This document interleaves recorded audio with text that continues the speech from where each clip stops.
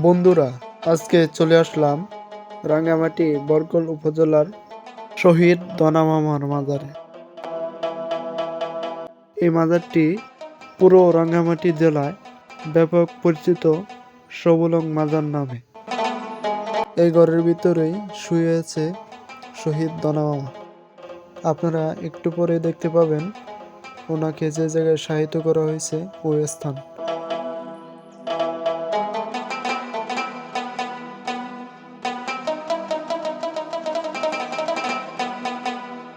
এটাই শহীদ দনা মামার স্থান। এই জায়গায় শুয়ে আছেন শহীদ দনা মামা।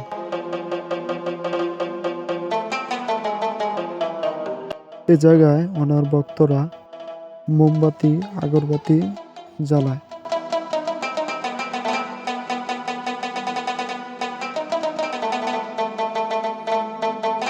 বন্ধুরা, আপনারা যদি রাঙ্গামাটি আসেন তাহলে একবার হলেও ঘুরে যেতে পারেন এ জায়গায়। হ্যাঁ বন্ধুরা, আজকের ভিডিও এ পর্যন্তই।